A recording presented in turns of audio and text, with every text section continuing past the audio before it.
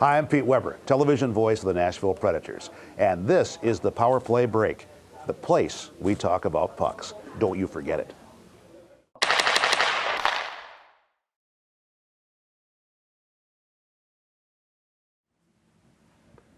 Hey everybody, it's Chris Riley again for the Power Play Break. Today we are joined by the Grim Reaper, Stu Grimson. Stu, welcome to the Power Play Break. Good to be here, Chris. Thanks. Let's go back now to your early days in Vancouver playing hockey. How old were you when you got involved in the game? Oh gosh, my parents asked me when I was 5 years of age, growing up in South Central British Columbia. Hey, a bunch of your buddies are playing hockey. We're gonna have to drive you to 12 miles to the nearest rink. Are you interested? And I said, hey, if my friends are doing it, I'm in. What was your first experiences like? I mean, was it fun? Was it just, a lot of guys say, I just played because it was fun. I had a good time with it. It wasn't serious or anything. And that was my experience, certainly. I mean, I grew up skating. We had a little pond near us in Osoyoos, British Columbia, growing up. I grew up skating on Peanut Pond, pushing a little chair around the frozen pond.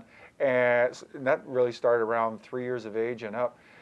Always felt kind of big and gangly. I was larger than my peers growing up, so I always felt kind of awkward out there. But as time went on, I kind of as I started to get comfortable with these long levers of mine, it started to come together. When did you actually start to play like on an organized team? I mean, a lot of guys in Canada tell me I didn't really play on an organized team until I was like 10 or 11. Yeah, no, I was playing on an organized team by the age of 5, I think, probably 6 for sure. I can't remember what they call it. I think we were called Peanuts back then. They called us Peanuts in southern BC. So Peanuts was my first experience. It was a lot of fun. Now, as you start to get older, you start to develop. Were you noticing that, hey, wait a minute, I'm a little bit better than them at this, or I'm a little bit better at the guys at that? Were you starting to realize, taking into account your size? It's interesting, and I think this is true of a lot of bigger athletes, certainly bigger hockey players. They take longer to develop. So growing up, maybe till the age of 17 or 18, there were years where I'd play on the travel team, play on an elite level team, but there were other years where I didn't. So it was kind of, for me, I guess it depended on the circumstance and it depended on where I was in my development. I wasn't always, the elite level kid. Now you're playing, on these little travel teams and whatnot. Did you travel far? I mean, back then, there was not as many rinks and whatnot. You have to travel long distances to play games. Where I grew up in the southern interior of British Columbia, Western Canada, there were, a handful of teams. I'm in Kelowna. Kamloops is 90 miles away. Vernon's about the same. There were a handful of teams that were within a 90 to say 100-mile radius. So that's generally where travel occurred. And then we'd usually do maybe a big trip out to Vancouver every year, or to the northern part of the province or something like that. Now, were you a big Canucks fan as a kid growing up, or were you just a hockey fan in general? It's kind of interesting. The Canucks weren't that good when I was growing up, so it was hard to be a Canucks fan. I like the Boston Bruins growing up. I like the Philadelphia Flyers. I was a huge New York Islanders fan. I mean, through their heyday, they won a lot of folks over, and I grew up loving those teams. Watching guys like John Tonelli, Bobby Nystrom, all those guys. That was a team that I think resonated most with me for obvious reasons.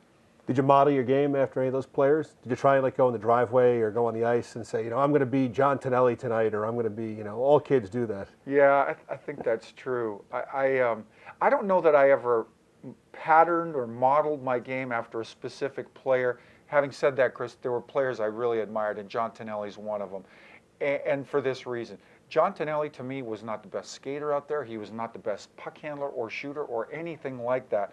But he was a guy that got incredible results because he just worked so hard. He was just doggedly determined to go into a corner first and to come out of that corner with the puck when that battle was over. So he was, he really had an impact on my career.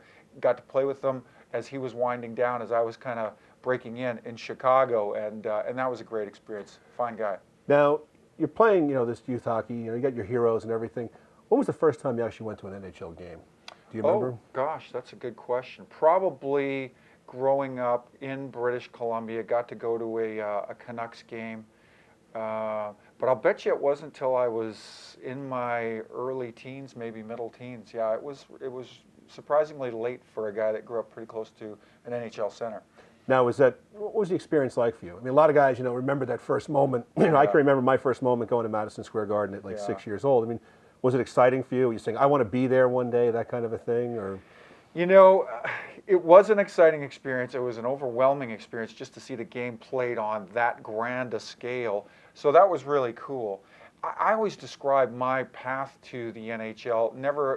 It wasn't so much for me, I'm a kid and I'm dreaming of this day somewhere far away. I'm going to break in. I'm going to have this opportunity. I always thought, I seem to have some ability. I seem to have some size and a fairly aggressive nature. There seems to be a demand for that. I want to see how far I can go. And it's almost like, I kept on graduating. I eventually got an opportunity to play in the NHL and stuck around for a good long while. So surprised myself even in some respects. Did you go to any junior games? You're close to Cantaloupes and those places. Was that more prevalent for you to go with dad or mom? Yeah, I grew up watching a lot of junior hockey. Sure did. And that was a great brand of hockey too. I mean, guys really, you got a great sense of how the game is played at the pro level watching junior hockey because, you've got really young men who are nearly in their prime going at it tooth and nail on the ice. And I'll tell you, when you're in a small rink, watching it played that way, it really leaves an impact on you, especially as a younger guy. Now, when you hit your early teens, a lot of guys we've had on the show have said, I started to notice things about my game. Like I could do things a lot easier than other guys. When did you start to think to yourself that, maybe I could actually do this? Not just for this fun, but this might actually become my living at some point. When did you start to realize that I can skate faster, shoot better, I'm tougher, I'm more aggressive? When did you start to notice those things? Yeah, I think probably later for me than a lot of people. I really didn't start to develop until my later teens. My first year of junior, I had a single point. I was in and out of the lineup a lot. Next year, junior, my second, I think I was 8 and 8, 16 points.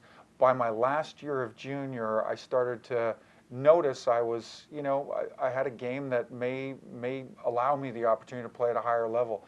Had 50-some points that year, 25 goals, and I was making some noise. I was turning some heads, and some people were interested. So it was really around that stage in my development where I began to realize I may have that opportunity. Any guys coming up with you that went to the NHL? And you kind of like talked to them before, when they were leaving? Taylor Hall, he and I played together in Regina, Saskatchewan, the WHL. Lyndon Byers, Nevin Marquardt, Garth Butcher, guys like that. A tough group of guys. Yeah, well, Western Leaguers, we don't grow them any other way. Go out in the farm. Who was your coach at that point? Did he have a big influence on you? Yeah, I played for Bob Strum. Bob Strum was my coach and general manager. He went on to be actually director of hockey operations with the Columbus Blue Jackets. A good hockey man. He knew the game well. He was very demanding. A great balance of, he made the game enjoyable, but he really helped to instill in us the structure, the accountability that you need to go on to play at a higher level. That was a good experience playing for Strummer. Now you're out there in the Western Hockey League. Talk about the balance. A lot of guys don't realize that you do go to school still at this point. Talk about that balance. It's a very delicate balance. Even in college, it gets very tough to do both.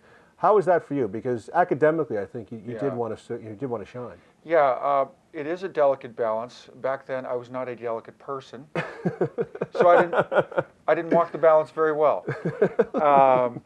You had school, you had these commitments, especially for me in my first year, and I graduated. I look back and there were guys that were able to walk that balance, do that much more effectively than I was.